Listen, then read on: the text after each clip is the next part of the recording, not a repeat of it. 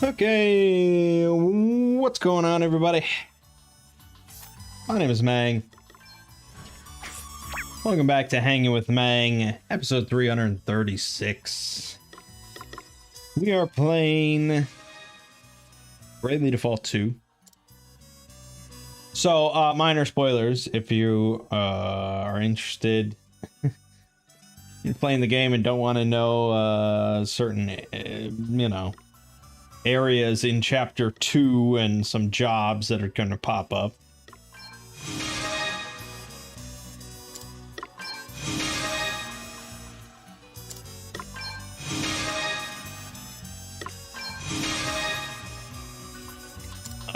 But yeah, really loving this game so far. Said last night on Two Brothers Play, this is like the best turn-based JRPG in like the last 20 years. It's just crazy good. But yeah, anyways. We must make the most of this opportunity. Oh, what's next, I wonder?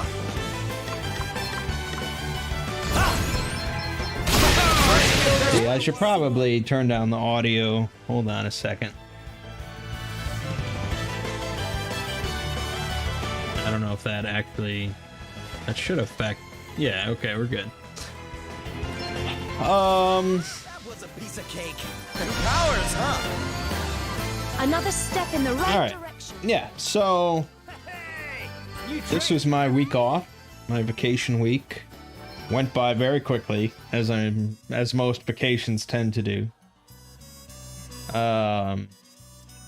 Really felt like sort of a blink of an eye from between the Two Brothers Play. But yeah, it's been an enjoyable week, just sort of lounging around, trying not to think too much about exploring series stuff. I did record some Final Fantasy XIV, which isn't really work, you know, it's just whatever. And I finished recording my playthrough of Final Fantasy VI. So all that footage is done and sitting on my hard drive. Oh, what's next? And I started writing the script for Final Fantasy VI. Which, yeah, technically, sure, that's work, but you know, it's enjoyable. Never stop learning. There's no deadline for that, so it's not like there's a lot of pressure. What's next for me? So yeah, that's gonna be an interesting project. Writing the whole script and really trying to break down the entire game into 2 videos. I mean, that's a level of summary that I don't usually get into nowadays. You know, usually I give myself more space than that, but we're trying to be succinct. What's the plan? Oh, it's just a big one, did you? So yeah, I mean, yeah, that'll be a work in progress. Other than that, yeah, it's mostly just been sitting around.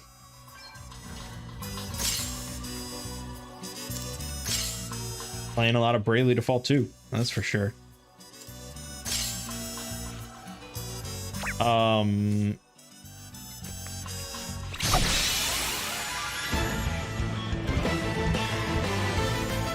what's next, I wonder? Playing some Valheim with people, that's been fun. Introduced Ziggy to it the other day. He's been playing on his own now. Introduced a few other friends to it. They're pretty hooked. Probably gonna play some more tonight. So that's all good. We have the upper hand. Let's get this one a while. Yeah, so this week on this channel, we finished up Dragon Quest VI. I did not properly plan that out with a good release schedule. So yesterday, I think, it was a couple days ago. I'm just like, fuck it, release the last 2, just get them out there and get it done. So that's all finished now.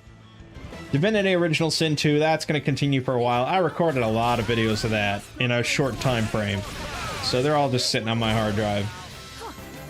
Hardly worth the bother. And then we've got Bravely Default 2, which of course I do have a bunch of videos of. Not as many as you might think, despite me having played this game for 20 hours already. I only have like 5 videos. What's next? But yeah, that'll continue for quite some time, I'm sure, which is fine because I don't think there's really much else on the release schedule. And that's that. We also had Blair Witch on Wednesday, which went well, and Two Brothers Play Final Fantasy X, which Lego is definitely struggling with. He definitely got stuck in a section where we had to turn on the supercharge booster feature of the remaster, which basically gives you like unlimited like overdrives, and on your turn your character gets healed to full, so it's like very difficult to die. It's just because he was in a section where he couldn't grind and he couldn't like purchase potions and Phoenix Downs, and it was just looking dire, and it's like, well, fuck it, man, just use the supercharge rather than just like give up. So the supercharge got him past that section, and I think soon he'll get to a point where he'll just grind for a little while, because that's what I had to do. I mean, I spent the last like 45 minutes of the stream last night just grinding, because that Seymour fight is insane if you're not prepared. Like, I really should look into like a low level run of that game and see how they do it, because I don't know how you deal with total annihilation without just having enough health. Maybe they probably go to Requiem Temple and get the item that lets you have Trio of 999, and then they just obliterate him or something. That might be what they do. But I imagine for a low level run, Trio of 9999 is very handy. I guess I could have just done that, but that felt cheap, and I'd rather just grind a little bit while Lego catches up. Over on the Exploring series, I released a video on SCPs made by the Foundation, which turned out to be pretty popular. Of my last 10 videos, it's at number 1 for views, so people liked that one, which is good. I liked it. I put a lot of... it's a 44-minute video, so... And of course, the next video will be the Murphy Law Noir special video. I'm very anxious to see what the general public thinks of it. Feedback on Patreon was pretty damn positive. They definitely enjoyed it. So, fingers crossed on that.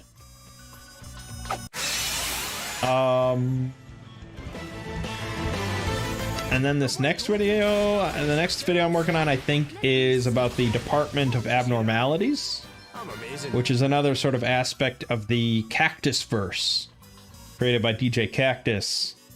So there'll be references to like Auto Papadopoulos and, you know, Ouroboros Cycle and things like that thrown in there. Should be pretty exciting. You right? And yeah, and then the Final Fantasy XIV video is going to be a little delayed because of this break I took. SCP, you know, I can never like not release. I can't go a week without an SCP video, but Final Fantasy XIV, I had to decide between just like screwing over my vacation a little bit in order to work on it, or just delay it a week. And I figure, you know, these videos are getting like 8,000 views. It's not that pressing for me to release it.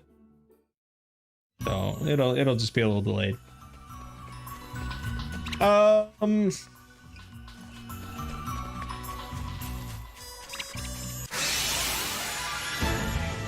Yeah.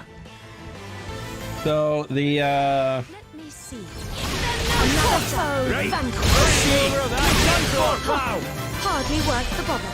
I think Zeeb asked last night during Two Brothers Play when I'm doing another Lovecraft audiobook.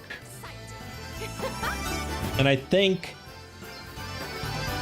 probably whenever I move, which will be likely in May or so, give or take. Let's do this. I'll probably take another week off so I can, you know, just focus on moving, which is a process. And so for that week, instead of doing an SCP video, I'll probably just release a Lovecraft audiobook. There will be groans of disappointment, because that will be the first week without an SCP video in the last, like, 2 years. But, you know. It's either that or work ahead on some other SCP video, but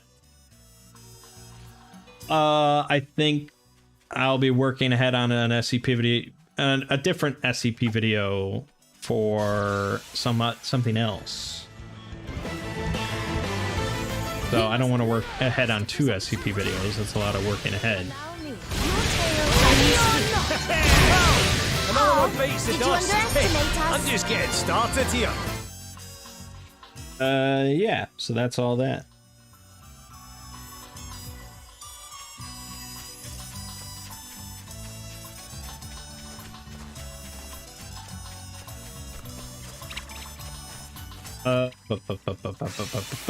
Alright, so my mom and I played Bloodborne the board game for the 3rd time.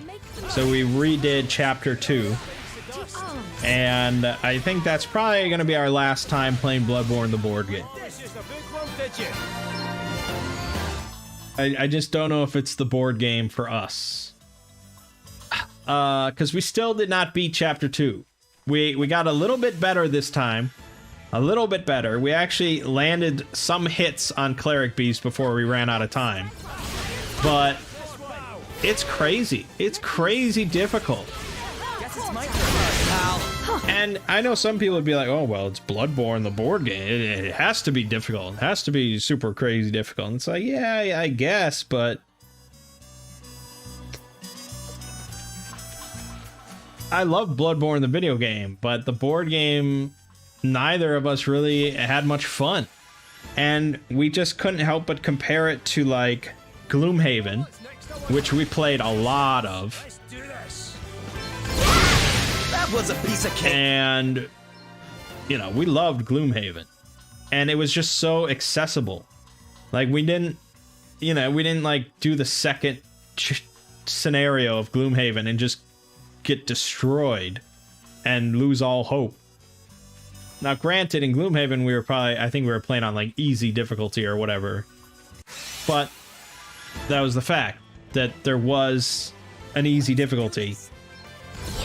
And we could just play it and enjoy it without really sweating things too much. And it wasn't, like, super easy. It was still a challenge. We still had to think, you know, and get lucky. But it was fun. It was just well designed. It was good. Or another game we really love is Arkham Horror, the card game. You know, we've played a bunch of that. And yeah, again, we probably play on, like, the easier difficulty. And it's still not easy, but it's really accessible and it's really fun. Even if you lose, it's still fun to just play with all these cards and to see the different scenarios and the different, you know, mechanics that they come up with. And how they always keep it fresh and unique. And it's just, I don't know if we really had much fun with Bloodborne. And the mechanics of it. So, bit of a bummer, because I spent, you know, an obscene amount of money on it. But, really, like, that was mostly for the miniatures. Ooh, I like what I'm seeing here. So exciting. And I think we're probably just going to go back to Arkham Horror, the card game. Thank you, Godai. Big fan of your stuff. Thank you.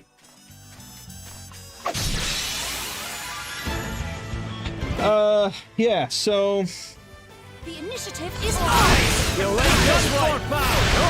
Still standing. To I mean, it's possible they were doing something wrong because it just seems so difficult. It seems so unlikely to actually kill the cleric beast. Like the level of time efficiency you would need.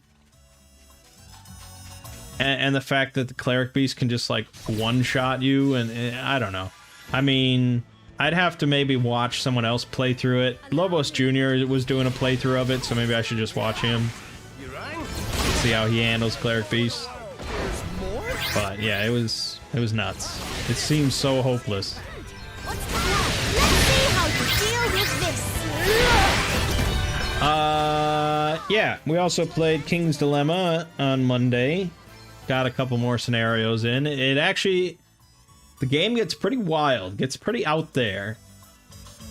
I think most Legacy games do.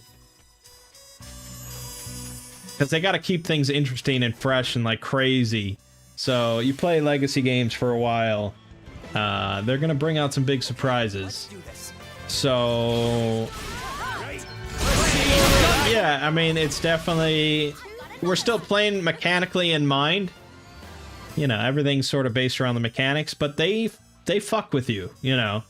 There'll be plenty of times things will come up and there will be no clues about what the effects will be, whether you vote yes or no. And you just sort of have to go with your gut and go with the story and the narrative. And yeah, they're throwing us some curveballs. It's pretty fun.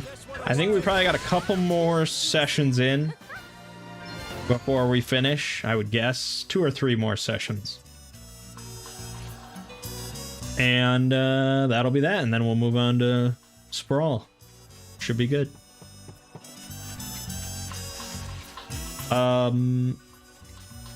So we did family D&D yesterday.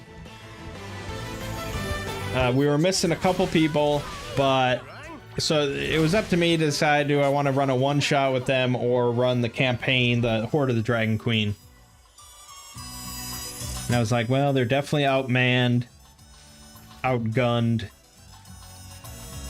in Horde of the Dragon Queen, but I don't really want to go through a one-shot and give them new characters and stuff like that to mess around with. So I'm like, alright, we'll just see how Horde of the Dragon Queen Session 2 goes, with them trying to save this town from the siege. Did not go well. Did not go well.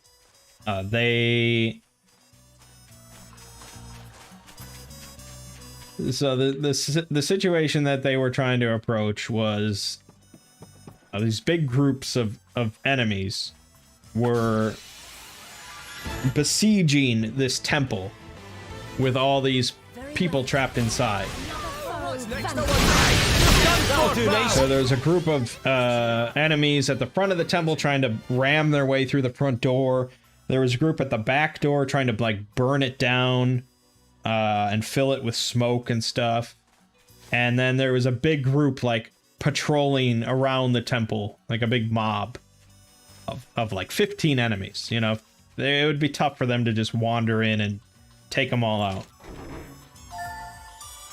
And so that's the scenario, and it's just up to them to figure out what's their best bet of getting into the temple and rescuing these people. We must make the most of this without, you know, without dying. And there's options. The book recommends that their best bet is to clear out the smallest group, which is at the back, and then use like the smoke as cover to get into the temple and lead the mob out through the back to safety. That's like the best bet. That is not what they did. They did a lot of deliberation because no one in the group can just decisively pick a plan of action. And eventually they decided that my nephew's character had Burning Hands as a spell. So he was going to jump into the back where they're all grouped up, and he was going to use Burning Hands to light them all on fire. And they knew that there was like big piles of hay there, and the enemies were trying to light this big pile of hay and the door on fire. They knew this. They went with this plan anyways. And to their credit, I mean, his Burning Hands killed like a whole slew of kobolds, and I mean, it killed a lot of things, and they ended up winning that fight pretty easily. But the Burning Hands, of course, caused the entire door to erupt into a big bonfire. And so now they basically, you know, they killed some of the enemy, of which there's many in the area, but they accomplished part of their goal and lit the giant door on fire.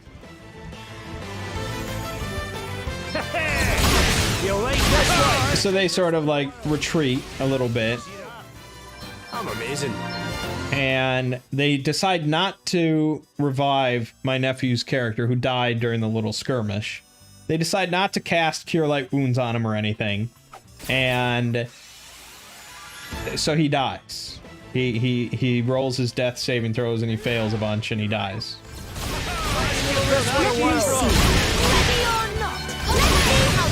The other three then decide to launch an attack on the front door, where there's the battering ram. I think their goal is to just try and kill everything. So they launch an ambush on the front door group. And they kill some things, but their tactics are really poor. They discovered, apparently, that you can break up your move. So you can move, attack, and then move away.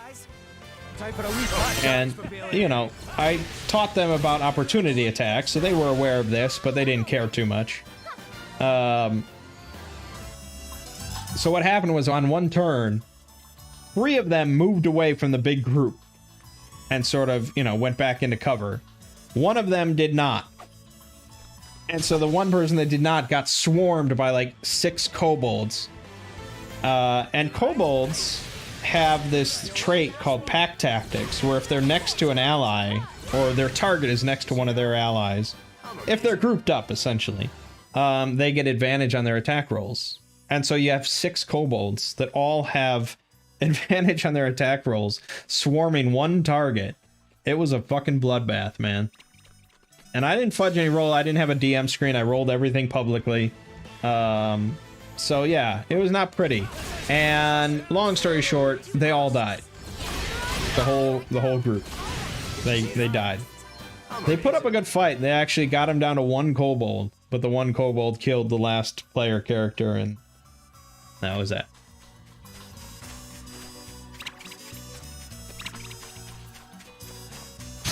And so my mom was like, well, that's no good. Why don't we just, like, we make new characters, but they're identical to these characters, and we just, we show up.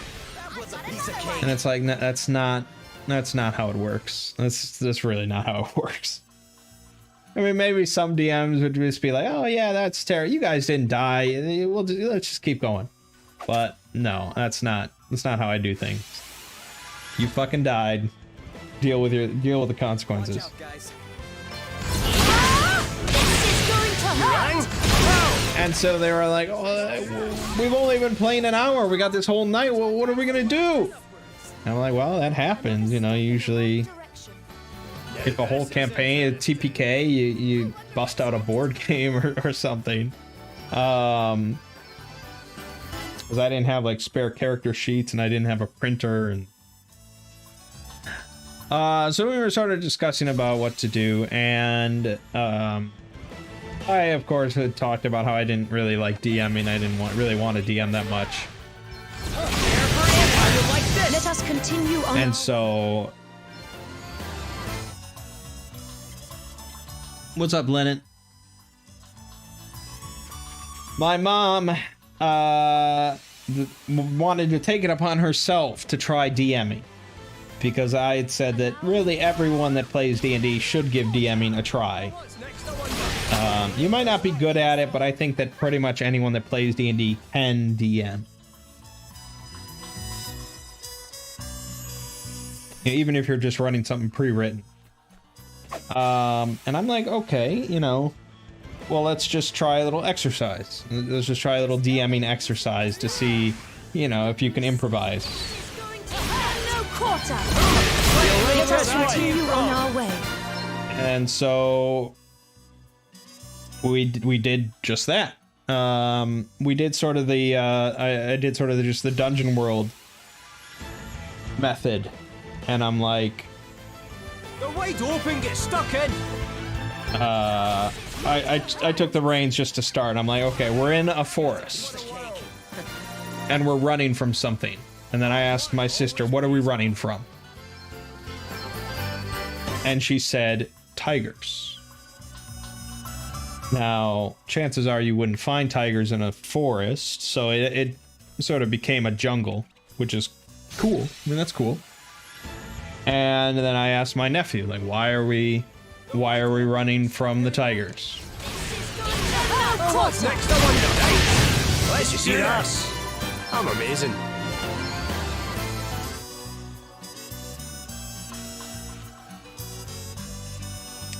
And I asked my nephew that, or my aunt, and one of they said, like, because they're hungry. And I'm like, well, okay, you're not giving the DM much to work with here. Then I asked someone else, I'm like, you know, why are we in the forest? And they said, we're looking for treasure. In a cave. And then, so then I stepped in and said, okay, and the treasure we're looking for in the cave is the Holy Scepter of Agrilah. And there you go. And then you start the session. It's pretty simple. I mean, obviously you can come up with much better stuff than that, but that's what we came up with. We're in this forest. We're running from some wild tigers because we're looking for a cave containing a holy scepter. Because that's what I gave my mom to work with. And she crafted an interesting little scenario that we started playing. And we all had the character sheets sitting there, you know, that we revived. And We must make the most of this opportunity. we ended up approaching the cave, but we saw a figure start like swinging through the jungle towards the cave. And we thought at first that this was some competition that wanted the scepter for themselves. And so we're like, well, you know, if they want to go in the cave themselves, because apparently the cave is populated by trolls. Now, of course, you know, my mom does not know what a D&D troll is, you know, or how powerful a D&D troll is. We would be way outmatched by a D&D troll. But, you know, she just made stats up for these trolls.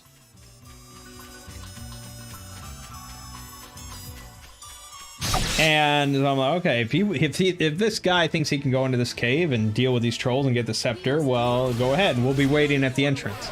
Here I go. And we find the cave. He's always rewarded. And I sneak in there. And I see that this figure, this half-orc, is not there to steal the treasure, but he's actually working alongside these trolls. Oh, how intriguing. And I overhear their conversation of this half-orc telling the trolls that there are intruders here and that they should initiate the plan. This is what he says. And so I'm like, okay, I'm thinking about how to deal with this. They clearly know we're here. That's not great. This guy is working with them. I don't know who this guy is, but if he's, you know, good enough to win over these trolls, he's not a pushover. And then, so all four of us are now in the cave entrance area, but then we hear some movement from outside the cave as two trolls that we did not spot start closing in. We've got the upper hand, guys. No quarter. We are not. So Here I go. as we start getting boxed in by these two trolls out front, I use my disguise self spell in order to change myself into the half-orc. So exciting. And then I bluff my way past them. I actually don't bluff my way past them. These trolls are not as stupid or a pushover as I thought they would be. Let's do this. Because I try and tell them that these are friends, these are allies, and the trolls aren't really having it because they think, why do they need more help? You know, why do they need more help? they're doing just fine. And I'm like, well, you know, they mention their leader or something named Jax. Aren't done here yet.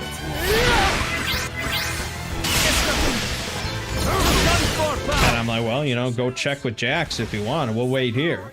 Did you underestimate us? If you're not sure, go check. He approved this. But they weren't having it. They're like, you go check with Jax and we'll wait here with them. I'm like, okay. So I go back into the cave, out of sight, and then I use my message spell, which is basically a sort of a form of telepathy. And I use that unseen on one of these trolls, and I tell them that this is Jax speaking, using the scepter. These are allies, let them go. And my mom didn't know how to counter that, so she's like, okay.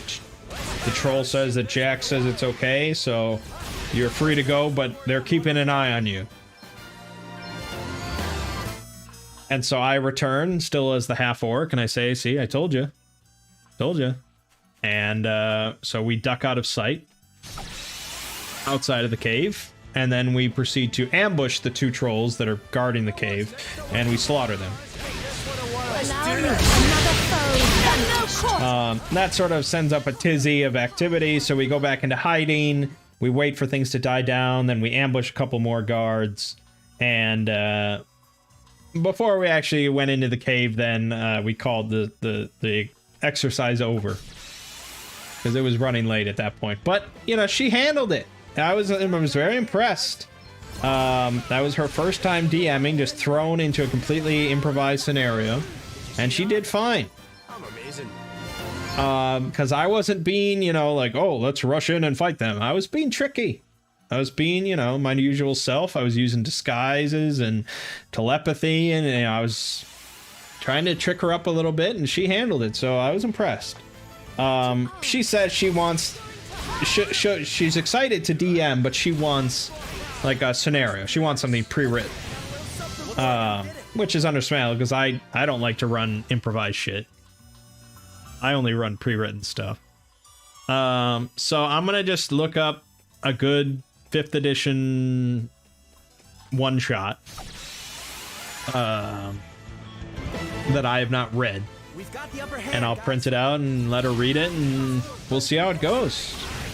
I'll do nicely. It's just nice to play again, you know? After all this time, it's nice to play. So, yeah, we'll see how it goes. That'll be next weekend. Yeah. We have the upper Oh, hand. what's next, I wonder?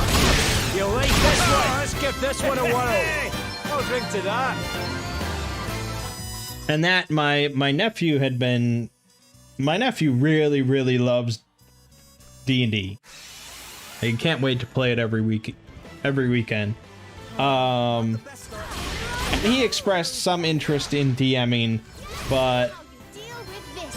he was very apprehensive about it, as plenty of people are. I mean, it is sort of nerve-wracking to DM for the first time, to be in charge of the game and the game world, and to, you know, to be on the other side of the table. But he saw how easily, you know, she handled things, and how it's really not that stressful of a thing. Because so far he's only had me DMing, who, you know, I'm the expert. I know everything. But to see my mom just suddenly pick it up and go, I think gave him some confidence to give it a try himself sometime. So that's good. Let's do this. Yeah, so next Hanging with Mangg, I'll give you a report back of how it went. Should be an interesting experiment. All right. Well, there's really not much else to say. Oh, the Final Fantasy nonsense. Right, they did some. Sony had a state of play, of which most of it was really not that interesting. The only interesting thing was at the end. And then Square Enix announced a couple other things related to Final Fantasy. So the state of play was the announcement of Final Fantasy VII Remake coming to PS5 as a free upgrade. So if you own 7 Remake on PS4, it's a free upgrade to the PS5 version with better lighting and I assume ray tracing and better textures and fog, possibly better load times, you know, all that sort of stuff. That's all well and good. Very well. That's good. I mean, I was planning to replay 7 Remake at some point on harder difficulty, so that I'll probably do that. But then they announced the DLC. And this is what pissed me off, and this pissed Lego off as well. They announced DLC for Final Fantasy VII Remake. And if you had told me like 10 years ago or something like, oh, they released Final Fantasy VII Remake and oh, they're putting out DLC for it, I'm like, oh, that's interesting. Like new story content that we haven't seen before to add on to the whole story of Final Fantasy VII. That's cool. But then if you told me that, oh, but by the way, Final Fantasy VII Remake only goes to the end of Midgar and they're releasing DLC in Midgar, then I'd be pretty pissed, as I am, because you release an unfinished game and then you have the audacity to create extra paid content for that unfinished game instead of just continuing to work on finishing it. It's absurd, because all things considered, if I buy every piece of Final Fantasy VII Remake as it releases, how much money am I going to spend in order to get the complete experience? It's gotta be, it's gonna be like $300, right? It's gotta be around there. Who knows? And this will take like 8 years to release. And it's just like,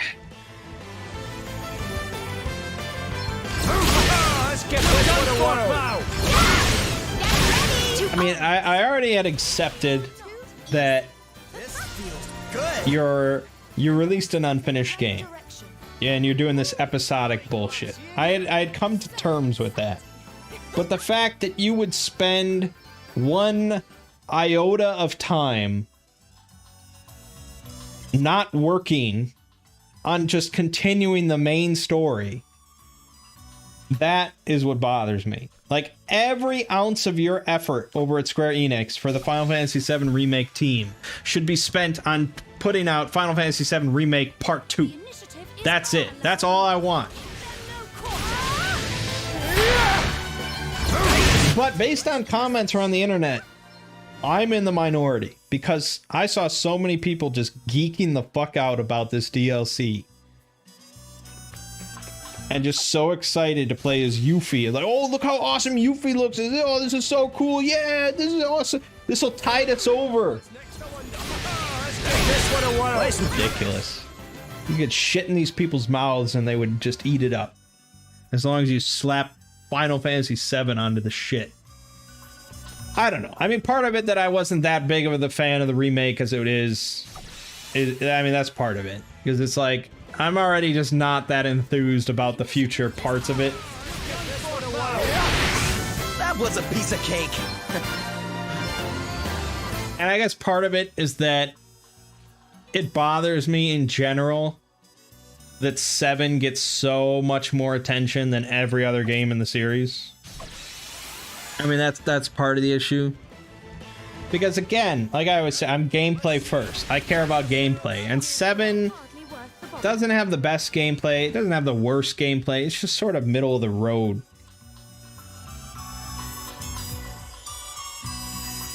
Seven's gameplay for me is not better than 6's gameplay.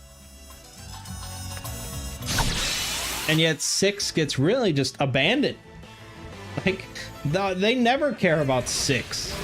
That was a piece of cake. But 7 was just this cultural phenomenon because it was the first 3D Final Fantasy. And, you know, and just like, it just became this such a, it's like Ocarina of Time. I mean, let's be frank, Ocarina of Time is not the best Zelda game. Let me see. Is there no quarter?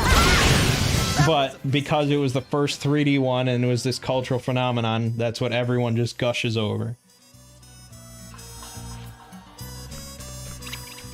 But Nintendo does not cling to Ocarina of Time the way that Square Enix clings to Final Fantasy VII.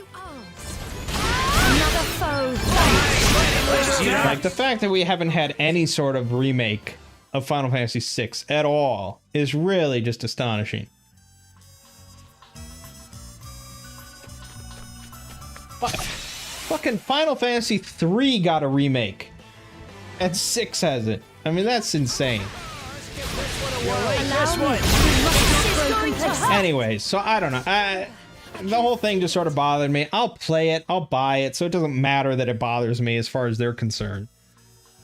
As long as I pay up.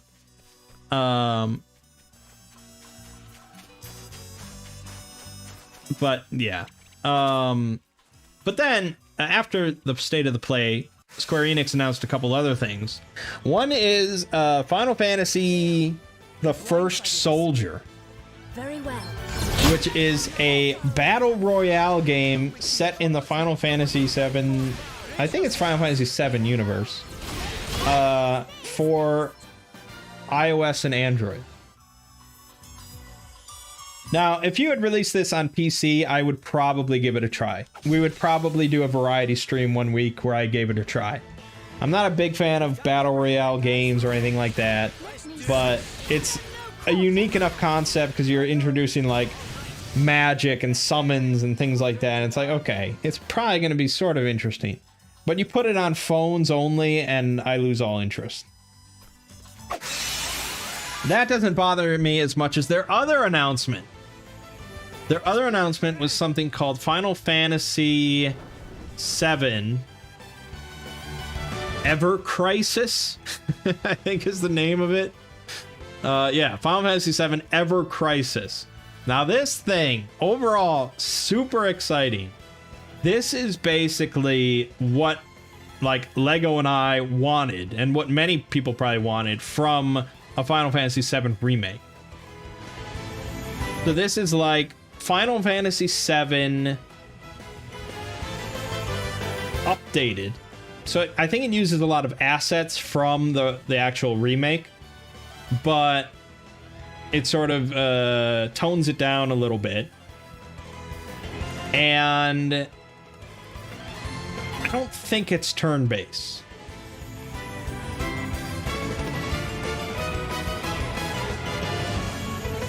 Based on the footage, I don't think it was turn-based. I'd have to double check the trailer here. Let me look again.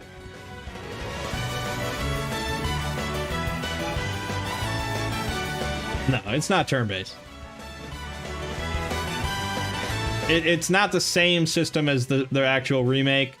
It's sort of like an ATB thing, I guess, but you wouldn't call it turn-based. But it's the entire Final Fantasy VII story. Like, everything.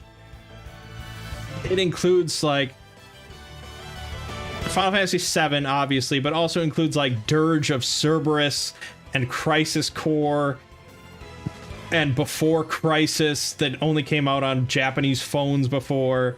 You know, it's like everything to do with Final Fantasy VII all combined into one package. It's like, this is fantastic. This is exactly what I would want from a Final Fantasy VII remake.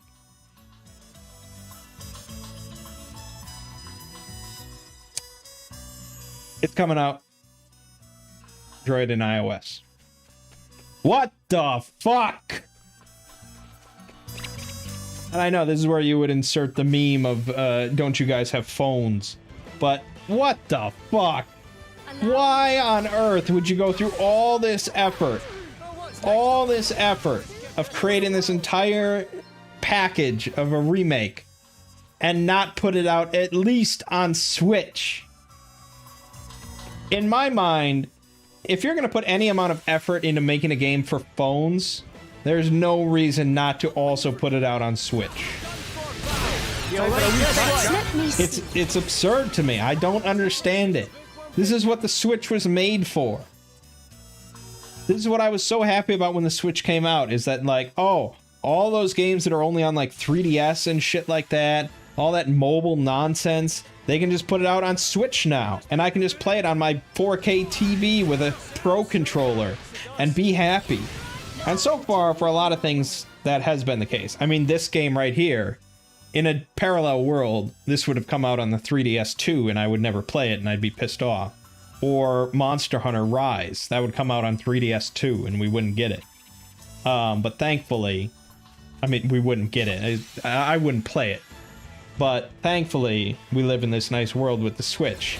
So why in the ever-loving fuck is Ever Crisis, which is also a stupid name, not coming out on the Switch? Or PC? Or PS5? Or anything in the fucking world other than phones? Damn the Japanese and their obsession with mobile gaming. That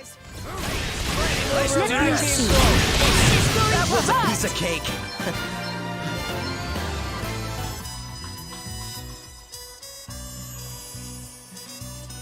Like, imagine fucking Team Cherry. It's like, oh, alright, we've got this game, Silk Song, coming out, sequel to Hollow Knight, and we're decided we're only going to be putting it out on iOS and Android. I hope that's good enough. Jesus Christ. So, for that game, for Ever Crisis, I might actually try and, like, get an Android emulator or something on PC just to play it. Because I'm definitely not playing it on my phone. I mean, I'll pay for it on my phone, I'll buy it, but if I can get it emulated, and I can just play on PC somehow, that would be a lot better. God. So, yeah, there are not a lot of happy announcements coming from Square Enix. I mean, the Endwalker thing was great, but other than that, holy shit. Yeah, so I think that'll about do us. As my vacation comes to a close this week, back to the old grindstone. I'm pretty much ready to get back to work. That's how you know a vacation's about to. It's good enough. It's good enough vacation is when you're like, oh yeah, you know, I could get back to work. So yeah, check out the video SCP 3043 Murphy Law in Type 3043 for murder tomorrow. That'll be a pretty hype video. And we've got plenty of Divinity Original Sin 2, Bravely Default 2. I don't know what we'll be doing on... Oh, I know what we'll be doing on Wednesday for the variety stream. I actually have not looked at a single, like, comment or review on it. But my thought was to do the demo for Outriders. Which is a new game from People Can Fly with Square Enix. It's like a 3-player co-op third-person shooter or something. I don't know. They released a demo for it, and I was going to just try it, but I was like, oh, I should wait for a variety stream. So, unless someone tells me otherwise and says avoid it at all costs, I think that's what we'll be doing on Wednesdays, giving that a try. Yeah, and then Two Brothers play some more Final Fantasy X next Saturday. Should be all good. But alright, my name is Mangg. This has been Hanging with Mangg. See you fine folks next week.